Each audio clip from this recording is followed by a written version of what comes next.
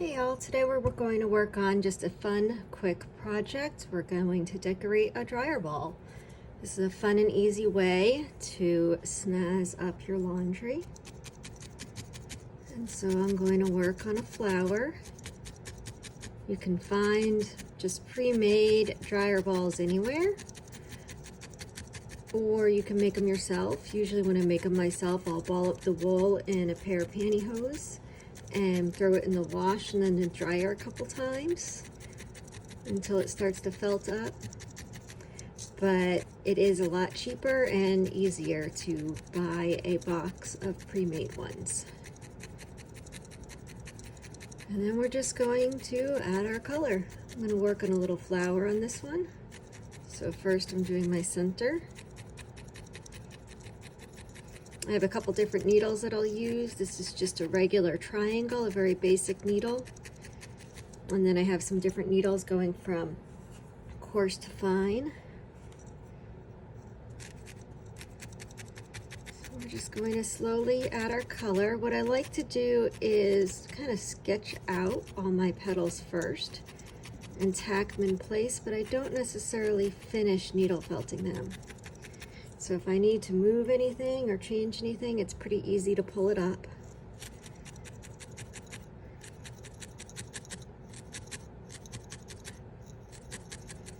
It's also easy to change stuff that way. If I get a little too much wool like that one, I'll just cut a little bit off the top.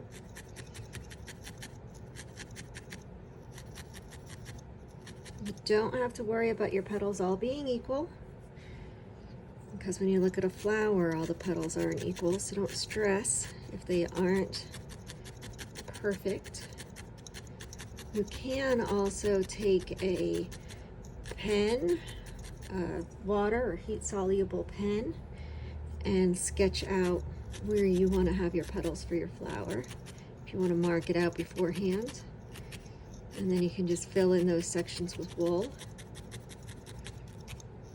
I always want to jump right in, so I skip that part of things. So what I'm doing now is just laying out the basis of my petals. I'm going to come back through with a lighter pink and just add a little definition before them. Between them, I should say.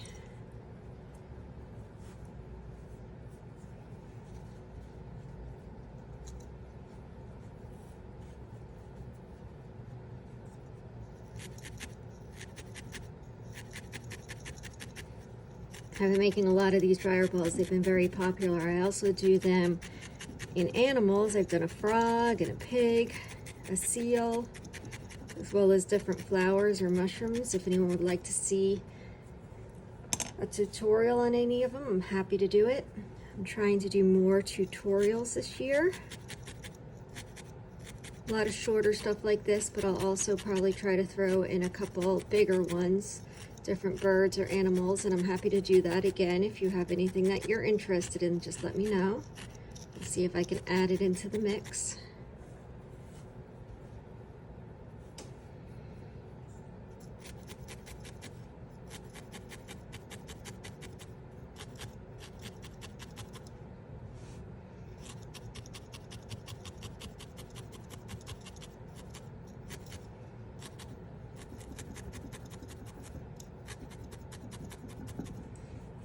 You can see this needle felts up pretty quick. It's a great way to start needle felting if you've never done it before.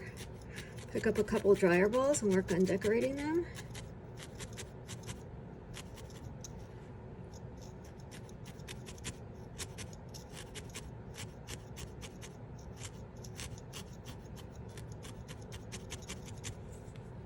Go back and make this first one just a little bit bigger. Right now, I'm going to start smoothing all this out a little bit. For that, I like to use a needle that can hold 3, but I usually only put 2 needles in it. I like the way it felts up better, which is the 2 needles. If I'm going to do the whole dryer ball, I have one that holds 7 that I'll use. In this case, I'm just going to use the 2. And we're not going to felt it in all the way, but we are going to put it in enough that you can see the edges and see if there's anywhere where you need to add a little bit more wool or take a little bit away.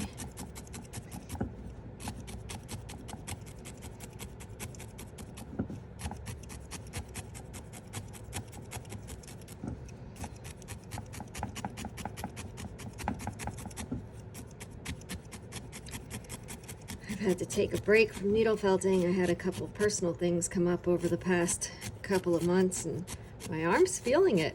You do get a good arm workout by needle felting. You don't realize when you do it all the time, but when you come back to it, you can definitely feel the difference.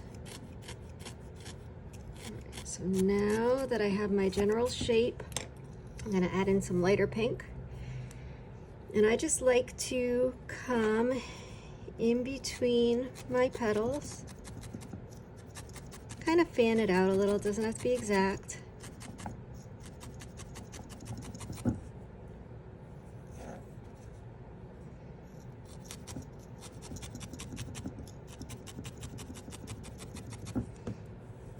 Just going to kind of delineate all these different petals.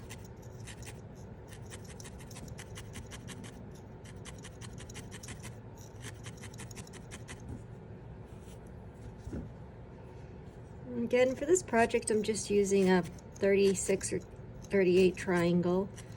I like to use spiral needles a lot. I find that they felt up really quickly. But for this one, you don't have a lot of details, you don't have a lot of fine work, so your basic needle is great.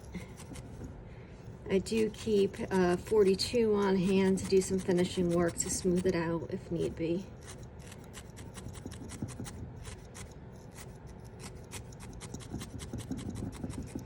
These tend to keep felting up as they go in the dryer because they get wet by the clothes, and then the heat continues to felt up the wool.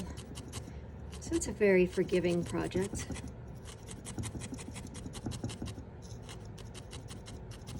This is also a great way for kids to start needle felting because there's already the ball to felt on. They don't have to start from scratch, and it allows you to keep the needle a little further from your fingers.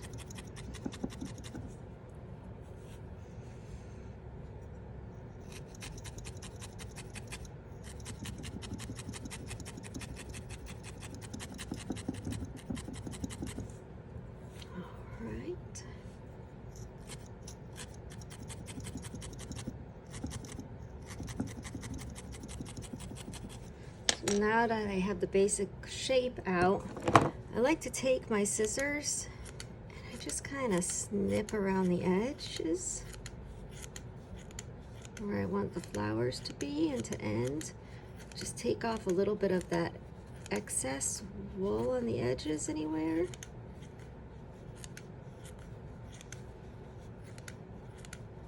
You don't need to do this. You can just go right into finishing the needle felting. But it kind of delineates your edges a little better sometimes to do that. And then we're just gonna needle felt it.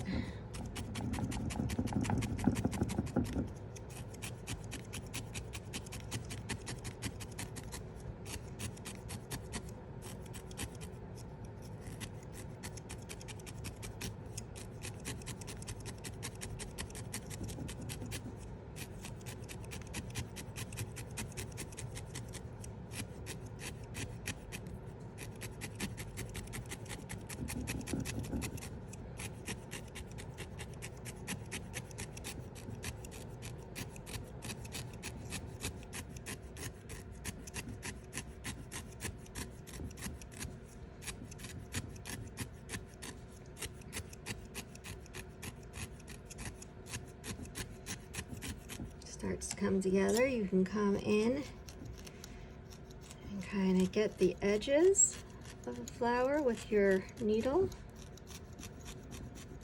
which is going to help smooth those edges, make them look a little bit more defined.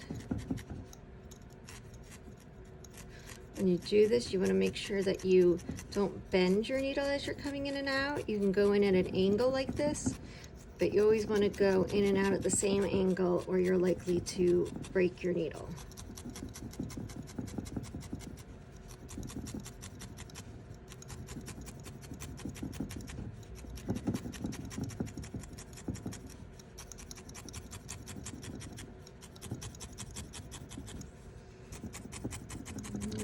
probably go over this a little bit more with my needle and just fine tune it.